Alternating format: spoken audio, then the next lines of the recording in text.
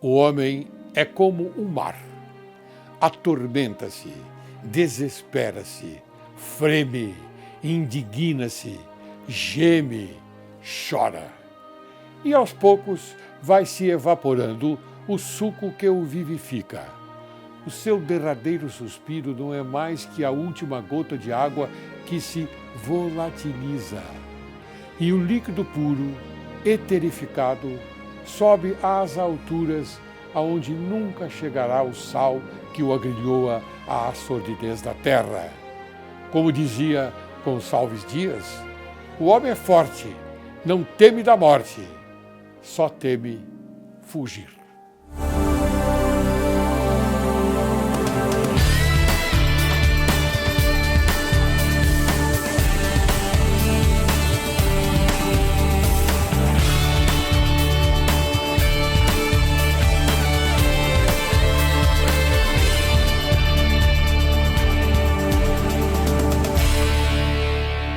Direito e Justiça em Foco é o teu programa e o Brasil, teu país. Inicio o programa de hoje com a seguinte reflexão. A retidão constitui a base de todas as virtudes, sendo elas, portanto, as principais qualidades de um ser humano. Hoje, Direito e Justiça em Foco apresenta a você, caro telespectador, um tema sobre o mapa energético brasileiro e suas perspectivas, um importante pilar da infraestrutura do Brasil. E para falar desse assunto importantíssimo, convidamos o Dr. Antônio César Campelo de Andrade. Ele é educacional background. E também tem outras virtudes. Eu pergunto a você e já digo, seja bem-vindo ao nosso programa, caro doutor César, e pergunto a você quais são as suas virtudes em relação a este mundo maravilhoso e principalmente ao Brasil. Eu que agradeço o convite, né? É um prazer muito grande poder estar aqui. E com relação à minha vida pessoal, faço Sim. Questão de... Você trabalhou na Voith, você trabalhou na Siemens. Na Siemens. Não é? Você esteve na Alemanha. Isso. Não é? Durante um longo tempo. Foi. Então conta isso para nós. Tá bom. Então, o meu nome é Antônio César Campelo de Andrade, né? Eu sou natural de Campo Grande, no Mato Grosso do Sul, mas cheguei em São Paulo com 7 anos. Então, Nossa. Eu já me considero um paulistano, né? Sou casado há 35 anos com a Neive, né? Que é advogada. Parabéns, Neive. Que é advogada. E minha filha, Thalita, tem 32 anos, também é advogada. Parabéns, Thalita. Ela é uma especialista em compliance, né? Compliance officer, né? E o meu filho, que tem 25 anos, também maquinzista aqui, engenheiro mecânico, que nem eu. Mas a gente não forçou a barra. Seu filho é César também? Não, ele chama Leandro. Parabéns, Leandro. Né? Então, ele também já está militando aí na engenharia, ele mexe com engenharia de aplicação e está aí na batalha do dia a dia, né? Então, com relação à minha trajetória profissional, eu comecei lá atrás, em 1977, na Siemens, eu era estagiário, né? Depois que eu terminei o curso, fui efetivado. Com relação à minha formação, então, engenheiro mecânico, administrador de empresas e a pós-graduação em gestão de energia. Eu fiz aqui mesmo pelo Mackenzie, aqui perto. Sim. Né? Com relação às perspectivas da energia no Brasil, elas são muito boas, eu acho. Porque a nossa localização geográfica é privilegiada, comparado principalmente com a Europa ou mesmo a América do Norte, né? Nós temos um potencial hídrico e eólico muito grande. E isso está sendo aproveitado na medida do possível, né? Com muito respeito ao meio ambiente, como tem que ser. Né? Bom, mas isso foi desde 1978, com a inauguração, chamamos de usina, né? De Itaipu. A usina hidrelétrica de Itaipu. O projeto que começou lá atrás. E que você trabalhou lá também. Trabalhei lá. Foi de cabo a rabo. Nós fizemos lá, ajudamos, né, na construção das 20 turbinas, né? Que foi um contrato de 2000 até 2005, começou lá em 1978. Sim. Né? Então, mas elas alimentam ainda energeticamente todo o Brasil, né? Ah, sim. Essas turbinas. Itaipu é responsável aí por 18% da energia hoje gerada no Brasil, né? Porque o mapa energético brasileiro, Itaipu é que fornece a maior quantidade de energia e depois as outras usinas contribuem para abastecer o restante da demanda, né? Muito bem, nesse bate-papo eu gostaria de dizer aqui um texto e nós vamos conversar sobre esse texto um pouquinho, para depois então nós desenvolvermos o interesse a respeito do tema. Crime militar, o artigo 142 do Código Penal Militar, em tempo de paz, pune com 30 anos de prisão quem tentar entregar parte do território nacional à influência estrangeira em tempo de guerra. A pena é de fuzilamento, que é o artigo 357. Ocorre que a guerra atual é permanente, de quinta geração, por todos os meios. Portanto, políticos e outras pessoas que apoiam o presidente da França contra os interesses do Brasil na nossa Amazônia estão incursos no crime capitulado no artigo 142, combinado com os artigos 357 do Código Penal Militar. Compete às autoridades militares da área instaurar o inquérito policial militar e ao Ministério Público Militar denunciar os criminosos sob pena de prevaricação. A impunidade gera o abuso, que neste caso põe em risco a segurança nacional. O Brasil espera que seus comandantes militares cumpram o seu dever. Nossa soberania depende disso. A Amazônia é nossa. É um texto que eu retirei do grande jurista brasileiro Ribas Paiva. Parabéns, Ribas Paiva. O que você acha, eu acho que o Ribas Paiva está de parabéns. Eu não conhecia esse texto. Fiquei conhecendo agora e já virei fã, viu? Ótimo. Porque assinaria embaixo com certeza. Ótimo. Eu acho que quem já acabou com as suas florestas nem tem muita moral para ficar palpitando nas florestas alheias. E fora isso, eu acho que o crescimento no Brasil, ele é feito de forma equilibrada, né? Os números comprovam isso. A área ocupada no agronegócio em comparação à área total é um valor bem pequeno ainda. Então, tem espaço para crescimento ainda. Eu acho que o crescimento do PIB brasileiro incomoda muita gente, né? Incomoda, né? Eu acho que sim. E aí os interesses, né? Como os amigos franceses, né? Que são nacionalistas ao extremo. Sim. E sabemos que o agronegócio lá é muito influente, né? Então a gente sabe que essa história do Macron tem um berço político muito grande, que é o pessoal da agropecuária que o ajudou a ser eleito, né? Então agora ele está fazendo lá, cumprindo tabela, né? Falando o que o povo quer que ele fale. Ele está fazendo o papel dele. Eu né? acho. Dá para eles. É, para eles. Para nós, não. Não, eu acho que para o resto do mundo ele está fazendo papel de ridículo, né? Ridículo. Está passando por ridículo. Porque ele tem que falar alguma coisa, porque a França é um polo importantíssimo no mundo inteiro, então ele tem que dar a sua opinião, embora essa seja contrária aos nossos interesses e contrária também aos interesses do nosso querido presidente Jair Messias Bolsonaro, a quem eu homenageio toda vez que faço um programa, porque fazia tempo que nós não tínhamos um presidente sério neste país. E o Bolsonaro é um homem sério. E nós estamos orgulhosos de tê-lo como presidente Bolsonaro. Fique com esta mensagem, que é uma mensagem do meu coração e como patriota que eu sou. O que você acha? Eu concordo plenamente tudo que foi dito. O Bolsonaro é um presidente muito autêntico, né? E principalmente se a gente comparar com os anteriores, aí ganha de goleada, né?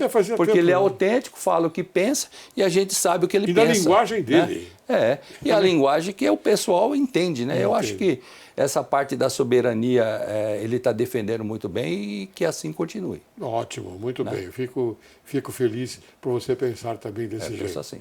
É porque nós temos que defender, porque a mídia forte, ô César, você não sei se você tem reparado, a mídia forte ela tem interesses estranhos. Quando eu falo estranhos, eu quero me referir à hegemonia cultural oblíqua do Gramsci. Ela tem esses interesses, porque Claro. ela coloca de uma forma a beneficiar financeiramente os seus interesses. Claro. Não é? É isso Então, mesmo. a mídia forte é assim. Mas nós temos que falar aqui a verdade, porque o povo tem que conhecer esta verdade, tem que, eu não digo idolatrar, mas tem que respeitar um presidente sério que é o Jair Bolsonaro. Eu não sei se Concordo eu estou exagerando. plenamente. Não, eu acho que está de bom tamanho o que o senhor falou. Ótimo. Eu concordo plenamente. Muito bem. Fico feliz por isso. Então vamos entrar no... Quer dizer que você trabalhou na Itaipu? Então, a gente estava na Siemens nessa época, né, quando o contrato foi assinado, em 1978.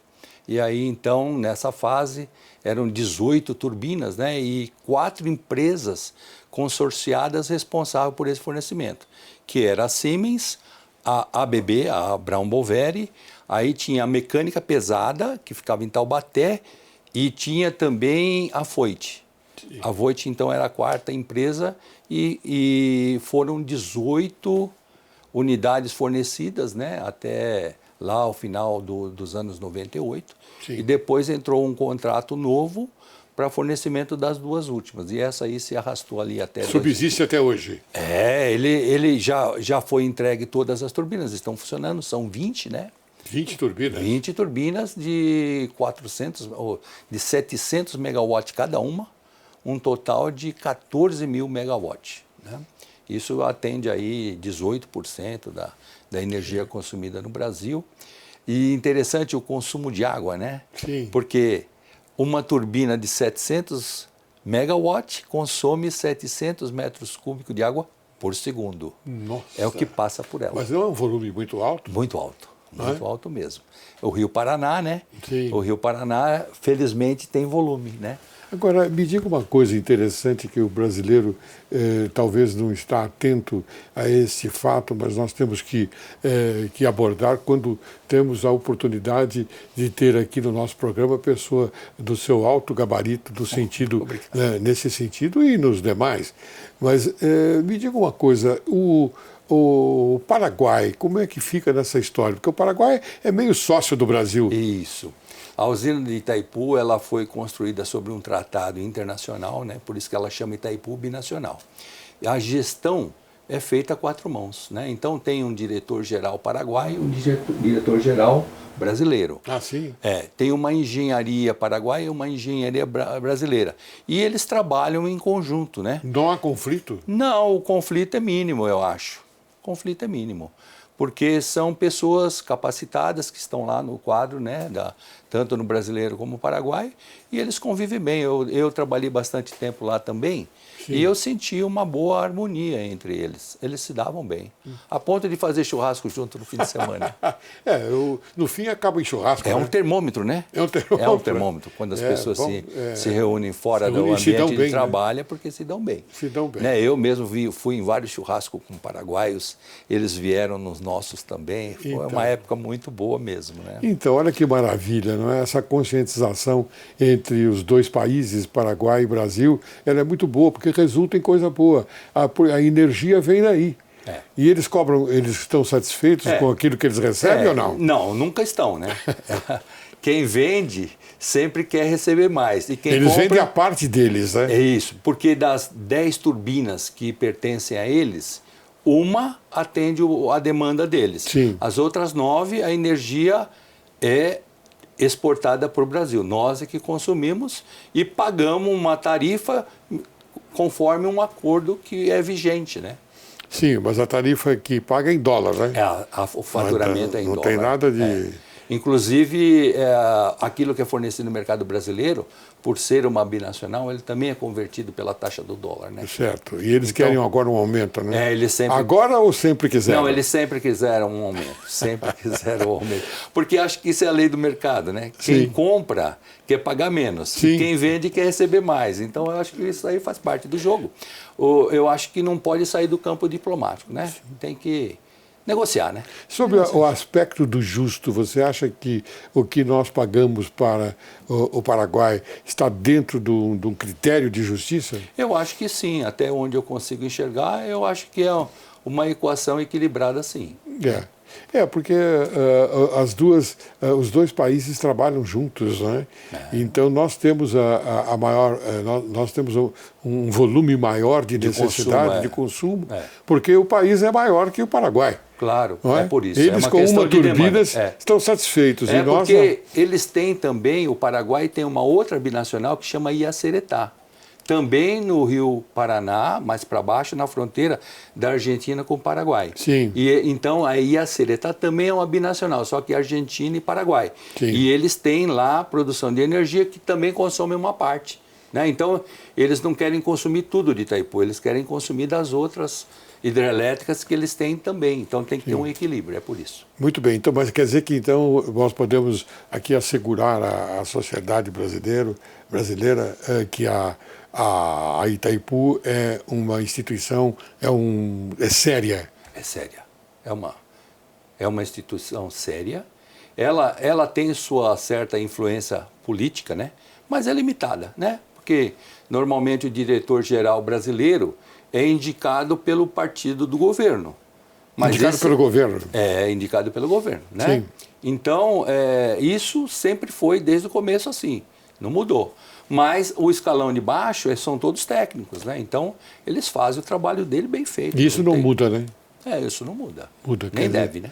Sai governo, entra governo isso. E continua a mesma coisa. Porque a parte técnica continua forte, né? Há a possibilidade de nós... Eu vou agora, vou me aproveitar de você, César, para poder informar bem ao telespectador. Há a possibilidade de um determinado momento, nós ficarmos sem a energia de Itaipu? Não. Não? Não. Porque existe um acordo firmado. E esse acordo, ele é vitalício, né? Então, para você cancelar um acordo desse, teria que ser de comum acordo. O Brasil jamais o Brasil não tem concordaria interesse com isso. E o Paraguai também não, porque o Itaipu binacional é um bom celeiro de bons empregos, né? Para os paraguaios também.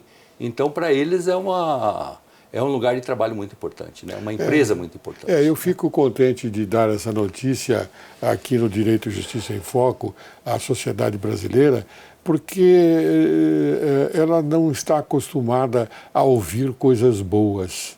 Não é? Não está acostumada a ouvir coisas boas como você está transmitindo, César. Tá? Eu acho que nós abordamos um assunto, graças à sua capacidade, à sua competência, bastante importante para o povo brasileiro. Porque o povo brasileiro tem que tomar conhecimento dessa história que nós vivemos. Porque quando chegamos em casa por volta de 6 horas, 6h30, 7 horas, nós vamos no botãozinho lá e clicamos e a luz. E temos luz, temos energia. Isso, não é verdade? É verdade. E isso não está nos faltando. E estável, né? Uma energia, estável. Nossa energia é estável. Estável. Infelizmente, os irmãos venezuelanos não têm isso, né? Não? Olha aí. Eles estão lá, eles não têm quase hidrelétrica, é tudo térmica, né? E aí, com todos esses problemas políticos que estão acontecendo lá, eles vivem no apagão, infelizmente. Né? Vivem no apagão e as custas do Brasil também, né? Ou também, não? Também. Porque o Brasil socorre, né? Mas é um problema lá. Tem que superar primeiro a parte política, eu acho. Para depois a parte técnica poder funcionar, né? Então, você tem que saber, caro telespectador, que a parte política com este governo ela está nos trinque, entre aspas, está em equilíbrio, na minha opinião. Equilíbrio. Está em equilíbrio. Que bastante equilibrado. Muito bem. E você trabalhou também na Alemanha. Como é que era lá o seu trabalho? Era como aqui no Brasil ou não? Esse tempo todo eu sempre trabalhei na hidrogeração de energia elétrica, ligada a trabalhos em usinas hidrelétricas, né? E na época foi feito... Qual foi, na Voith? Foi na Siemens. Na Siemens. Na Siemens. A Voith é alemã também, né? A Voith é alemã também. Né? E na Siemens, então, eu fui transferido para a Alemanha para ficar um tempo lá, trabalhando lá e me especializando também, né? Então eu fiquei a maior parte do tempo em Berlim, mas trabalhei em Erlangen, trabalhei em Munique, em Nuremberg, Bad Neustadt, que era uma cidade na época da Alemanha Oriental, bem pertinho da cerca, assim. Fabricava uns motores pequenos. No muro de Berlim. Naquela época era mesmo uma cerca, sabe? Sim. Nessa altura lá onde eu trabalhei, era ainda aquelas cercas altas e tal. Ah, cercas altas. Cercas altas, né? Então, não para o alemão ocidental ir para lá, mas sempre para o contrário não acontecer. De lá o alemão oriental é que queria migrar para a Alemanha Ocidental. Então você viveu esse... Sim, eu vivi. Eu posso colocar como drama? Não sei se chega a ser um drama, né? Não, um drama mas pela uma situação. Experiência ímpar, né? Porque eu me lembro lá em Berlim, aliás, ainda existe até hoje, né? Existe o Museu da Fuga, né? Inclusive os telespectadores que tiverem a chance de ir a Berlim um dia, vá lá visitar o Museu da Fuga. Olha aí, uma dica boa. Os alemães orientais, ansiosos por ir para a Alemanha Ocidental, por causa do capitalismo, então eles bolavam 1000 maneiras, né? Inclusive fazendo balão em casa para poder fugir, tudo que você imagina eles tentavam fazer, e muitos deles perderam suas vidas assim, né? Infelizmente. Mas eu acho que é uma memória que tem que ficar viva para não voltar. Sim, claro, né? lógico. É mais por causa disso. Lógico, e para todos saberem, todos terem conhecimento disso, isso, né? Muito e com relação a trabalhar lá na Alemanha, morar lá, a gente sempre falava, eu com a minha esposa, né? A gente falava, nossa, como aqui é legal. Tudo funciona, né? Tudo funciona. Então, já naquela época, no século passado, não tinha vendedor de bilhete na estação, não tinha ninguém para controlar. Você comprava o seu bilhete, você entrava no trem ou no metrô, ou no ônibus, você validava e você descia no seu destino. Então, uma questão de confiança, né? Essa confiança depositada era muito legal. O que nos falta aqui? Ainda nós estamos capengando ainda aí. Mas um dia chegaremos lá. Se Deus quiser, chegaremos. Bem, caro César, eu vou chamar um pequeno intervalo para depois, então, nós continuarmos com esta belíssima conversa e transmitindo coisas boas ao telespectador, ao povo brasileiro. Você aguarde que logo, logo retornaremos.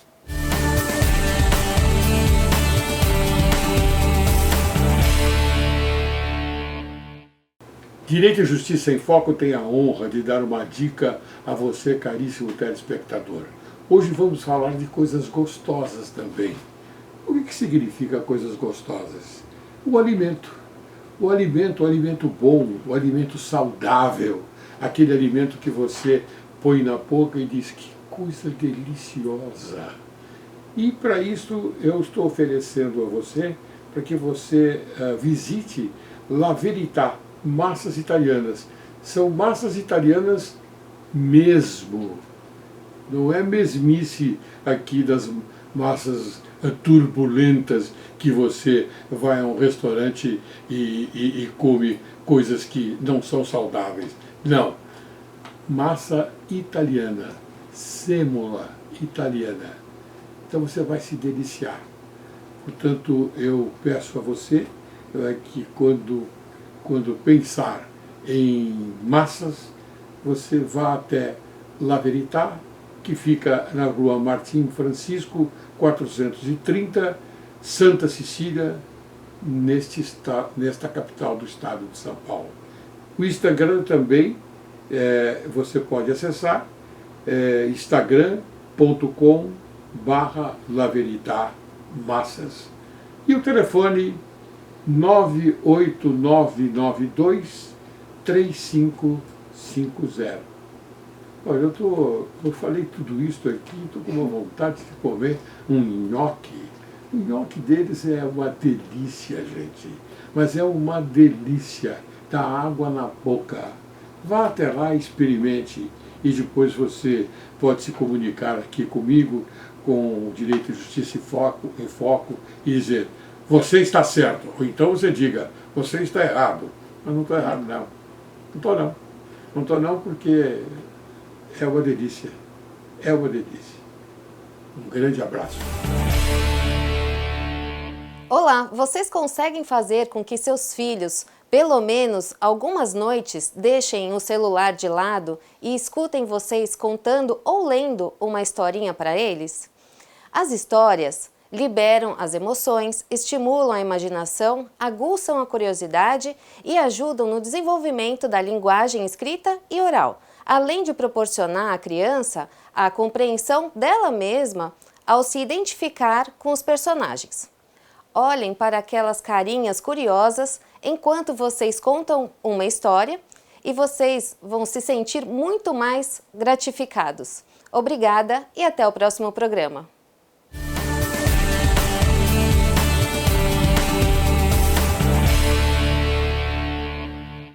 Retornamos. Hoje, conversando com o excelente engenheiro mecânico doutor Antônio César Campelo de Andrade, que estamos abordando o tema Um Mapa Energético Brasileiro e suas perspectivas, um importante pilar da infraestrutura do Brasil.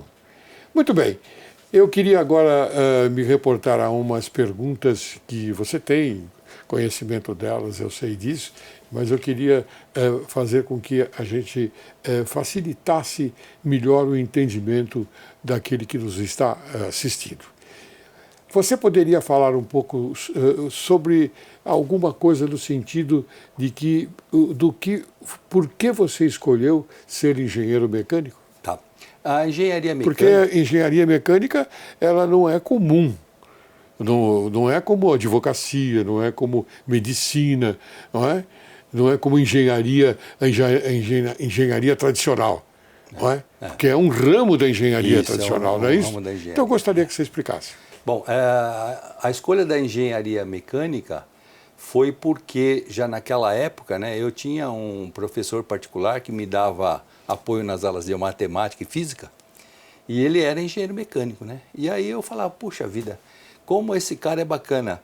Quem sabe se eu fizer engenharia mecânica eu vou ser bacana assim que nem ele, né? Que era o engenheiro Maurício. Você seguiu o mestre, então? Eu segui o mestre, né? E ele era uma pessoa assim muito legal, morava lá perto de casa. E eu peguei meio que consegui com ele alguma orientação profissional, né? Porque a gente lá com 15, 16 anos nem sabia direito o que queria da vida. Sim. E quando ele me falou da profissão, né, de engenheiro mecânico, aí eu me animei e fui atrás, né? Foi assim. E você se interessou tanto que você ultrapassou fronteiras. Foi. Porque você viveu, morou na Alemanha durante um tempo. Isso, verdade, é verdade. E a função do engenheiro mecânico, aqui me dirigindo aos jovens que estão nos vendo, né? Ele é meio polivalente na indústria, no comércio. Então, ele tem espaço, né, para agir em vários segmentos, não só na indústria, né? E, normalmente, dentro da empresa, ele também é visto como polivalente, né? Porque ele consegue dar apoio nas outras matérias correlatas, né? Foi por isso que eu escolhi, então. Então, quer dizer que a importância da engenharia na sua vida significa que as pessoas devem, talvez, imitá-lo nesse sentido? Eu acho sim. Se achar que tem a vocação, deveria. A vocação, você falou certo agora. É importante. Porque eu acho que, independente da profissão que a pessoa escolha, ela tem que gostar. Porque se ela gostar, ela tem grande chance de ser um bom profissional. Será que nós não poderíamos colocar no sentido de que tem que ter uma pitadinha de amor? Muito amor tem que ter. Muito amor tem que ter. Não é? Muito amor. O amor é importante naquilo que você faz. É muito importante você ter amor e você confiar. Porque aí você não desiste nas dificuldades. Você tem razão. As dificuldades viram desafios. A confiança. Você tem toda a razão. A confiança naquilo que você faz. Não é verdade? Muito bem. Você trabalhou no projeto. Você trabalhou no projeto de Itaipu? Sim. Inicialmente? No início. Em 78, né? 78. Então, eu fazia parte lá da equipe na Siemens, né? Responsável por tocar esse projeto adiante, junto com os colegas de vendas, né, que fazia a gestão de contratos. Eu estava mais ligado ao pessoal de fábrica, o pessoal de campo, na montagem, comissionamento das máquinas. Foi muito difícil a montagem? Não foi muito difícil, não, pela qualidade do projeto. Não foi difícil para você, que é um expert no assunto. Não, mas é que é assim, como é que você mede a dificuldade? A dificuldade é nos desvios, sabe? uma peça que não monta, uma coisa que você precisa mudar, aí é que você mede a dificuldade. E a gente não teve muito dessas dificuldades. Tivemos, mas num projeto dessa envergadura, nada que não fosse esperado, vamos dizer assim, né? O nível de dificuldade que foi. E dificuldade também com o ser humano, porque vocês, naquela época, vocês tinham duas culturas, a cultura brasileira e a cultura do Paraguai. Claro, binacional, binacional, sim. Inclusive, eles foram agraciados com uma parte do fornecimento. Eles também fizeram peças lá em Assunção, né? Sim. Tem uma empresa, chama-se Consórcio de Engenharia Eletromecânica, que era encarregada de produzir algumas peças. E a gente dava apoio, né? Na Sim. hora do projeto, da execução, da montagem, a gente acompanhava. Mas como é que se monta uma turbina, por exemplo? Eu não tenho ideia. Uma turbina, normalmente ela é uma máquina enorme de eixo vertical, né? Então, quando você olha o eixo dela, ele fica de pé. E a montagem é feita de baixo para cima. Começa de lá, baixo para cima. De baixo para cima. Porque aí você vai montando, né, as peças até chegar na parte de cima, que é a proteção do gerador, né? Então, tem números fantásticos. Quando ela for atrás aí das informações, ela vai ver, por exemplo, um rotor do gerador, quando pronto lá, 2.000 toneladas. Nossa! 2.000 toneladas. 2.000 toneladas. Então, que a gente pegava do hall de montagem, com 2 pontes rolantes, e levava para o poço. Sim. Para colocar Isso em cima. era feito com guindaste, alguma coisa? Pontes rolantes. Como? Ponte rolante. É um meio de movimentação de carga, né? Sim. Que a usina, no caso lá, eram 2. Né? Porque são 2.000 toneladas. É muito. Peso É muito muito peso, é muito peso. significativo, né? Muito peso. Muito o peso. rotor da turbina, né, que é por onde o caracol, onde passa a água ali, isso eram 300 toneladas, uma peça única. Poxa. São números incríveis em Itaipu. E quando você estava lá em Itaipu... Foz do Iguaçu, né? A nossa base era em Foz do Iguaçu. Foz do Iguaçu? Foz do Iguaçu é a base. Ah, sim, porque de Foz do Itaipu Iguaçu... fica em Foz do Iguaçu. Fica em Foz do Iguaçu. A parte brasileira fica em Foz do Iguaçu. Eu tenho uma filha que mora lá em Foz do Iguaçu. Não vai lá de vez em quando? Eu vou de vez em quando. É uma delícia lá. O ar lá é uma delícia. Lá é uma delícia. O ar lá é uma delícia. Recomendo aos telespectadores, quem não foi lá em Foz do Iguaçu, faça isso, não vai se arrepender. E quem já foi, como eu, várias vezes, inclusive morou lá, quero voltar. Muito, o caminho para as cataratas o ar é um espetáculo. Eu saía da casa da minha filha, eu pegava um táxi e dizia ao motorista: você, por gentileza, me leve até o caminho das cataratas. Então eu ia de vez em quando, eu e minha mulher íamos respirar aquele ar puro. O ar é mais puro naquele caminho. Um espetáculo. Não é? Porque por causa também da umidade, né? Aquele vapor lá das cataratas acaba vindo pelo meio da floresta e pega ali onde a gente passa. Quer dizer que você morava lá, então... Morava em Foz do Iguaçu. E de Foz do Iguaçu até... A usina dá 10 quilômetros. Não diga. Do hotel que eu morava até a usina dava uns 10 quilômetros. Nossa! Era pertinho mesmo, era quintal de casa, né? Quintal da sua casa, claro. E nessa época você... É lógico, você abasteceu a sua cultura nesse trabalho e você teve a oportunidade de conhecer outros lugares, como a Alemanha, como você disse. É verdade. E eu pergunto, o que eu perguntei no primeiro bloco, eu faço menção novamente. É diferente trabalhar aqui no Brasil e trabalhar na Alemanha? É diferente por causa da cultura, né? O alemão, ele tem... Você domina o idioma, né? Eu falo. Você fala bem o alemão? Falo alemão também. Mas é a cultura que é diferente, né? O alemão, você demora um pouco mais para conquistá-lo. Isso dito por eles mesmos. Você demora um pouco mais para conquistá-lo, quando o colega de trabalho, por exemplo, né? Para ele te chamar fora do expediente para tomar um chopp, demora mais.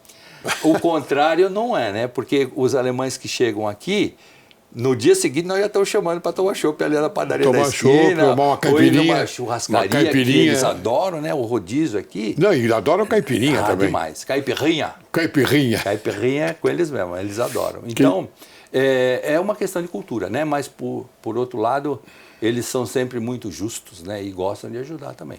Sim, mas e você deve ter aprendido muito com eles, né?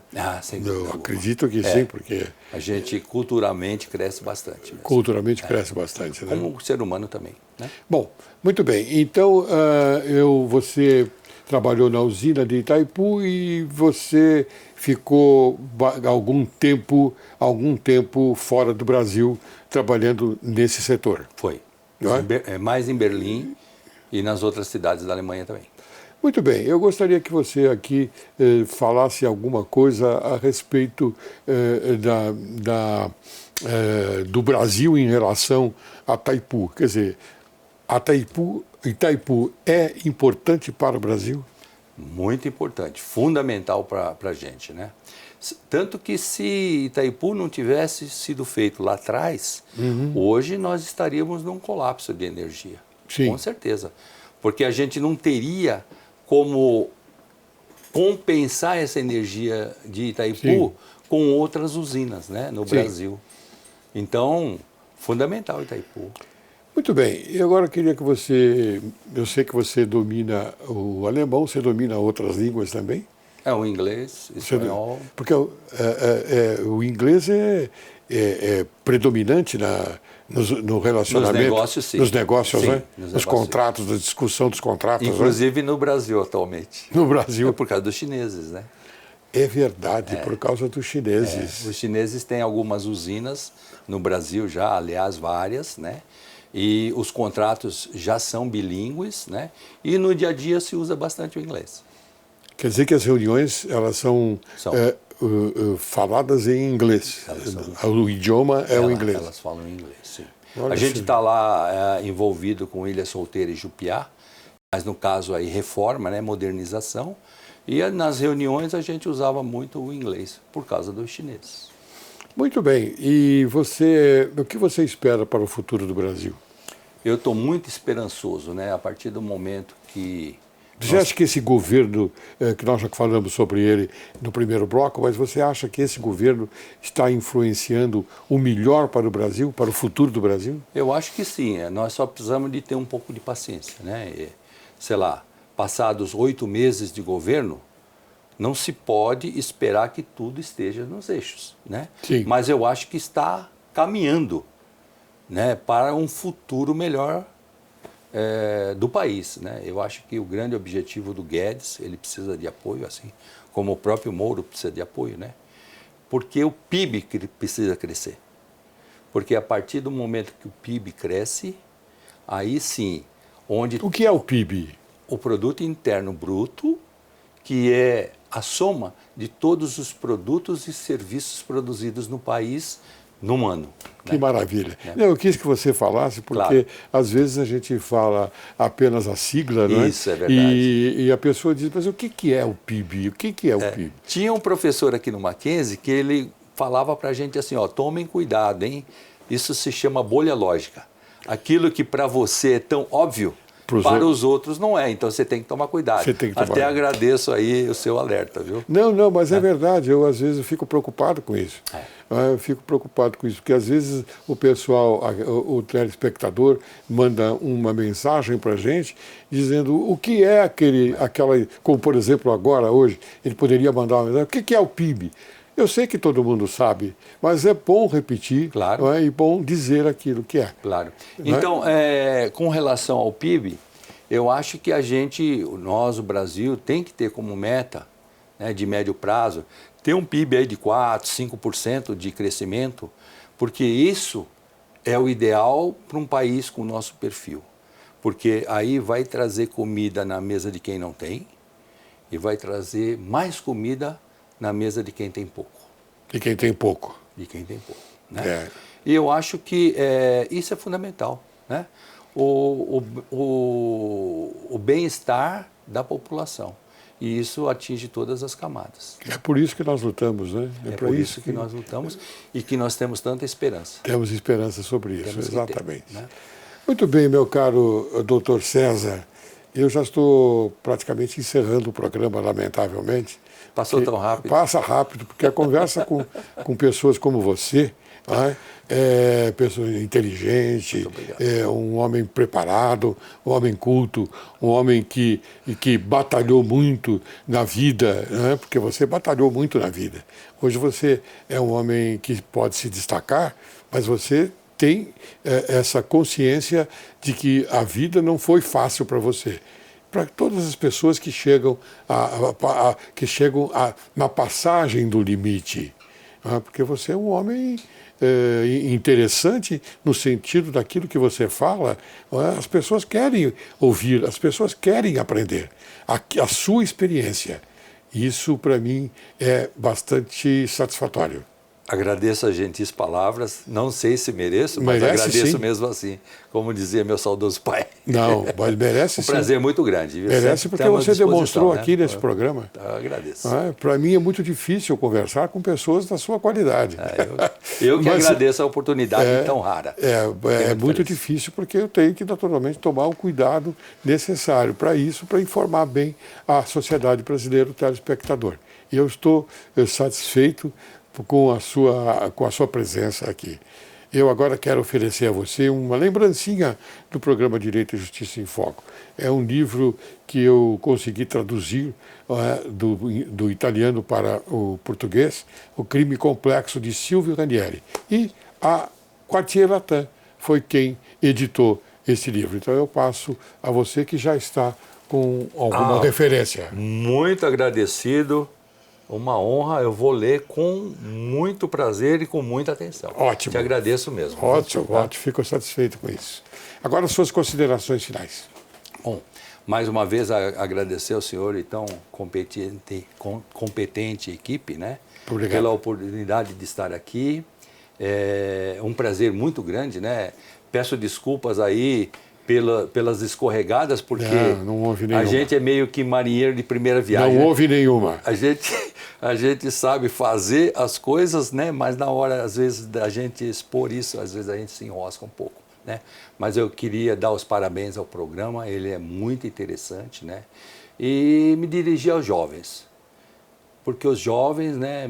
Minha filha Thalita, de 32, meu filho Leandro, de 25, eles não podem perder a esperança. Então, se eu, nessa altura da minha vida, mantenho a minha chama da esperança acesa, com eles não pode ser diferente. Os jovens têm tudo na mão para ter um Brasil melhor, para ter um mundo melhor. É isso. Muito bem. Olha que mensagem linda, não é?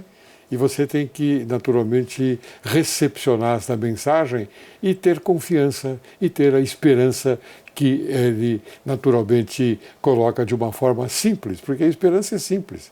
É você. O importante é você batalhar por aquilo que você faz em prol de um Brasil melhor. E nós temos esta oportunidade graças à influência de um grande presidente que é o Jair Messias Bolsonaro. Parabéns, meu presidente. Eu fico orgulhoso de dizer publicamente que eu tenho um presidente à altura do Brasil, da melhora do país. Muito obrigado. Não é? Não é assim? Combinado, assina embaixo. Muito bem. Encerro o programa de hoje com as sábias palavras de Jean de La Bruyère. O homem não jura, contenta-se com dizer: é assim ou não é. O caráter é o juramento. Quero agradecer a presença excelente e importante do Dr. Antônio César Campeiro de Andrade, que muito honrou o programa Direito e Justiça em Foco e que esclareceu a sociedade brasileira sobre o tema O Mapa Energético Brasileiro e suas perspectivas, um importante pilar da infraestrutura no Brasil. O programa Direito e Justiça em Foco tem como objetivo trazer convidados que consigam informar a verdade sobre fatos veiculados até nas redes sociais, transmitindo sempre a verdade sobre a questão abordada. Assim, espera-se que a conversa de hoje tenha a força e a energia de aproximar a sociedade brasileira com o objetivo de alimentar e conservar sempre vivo no coração humano o lume sagrado da honra, da independência, da magnanimidade, do patriotismo e da consciência pública, preservando os sentimentos de direito e de justiça. Muito obrigado, Dr. César. Eu que agradeço a oportunidade.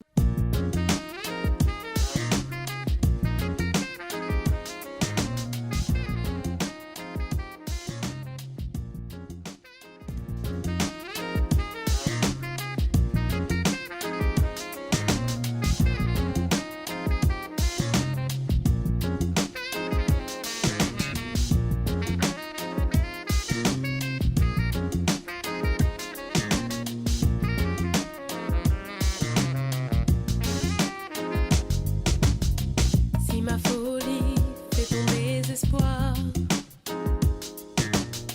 Ne m'en veux pas, je n'ai pas voulu te faire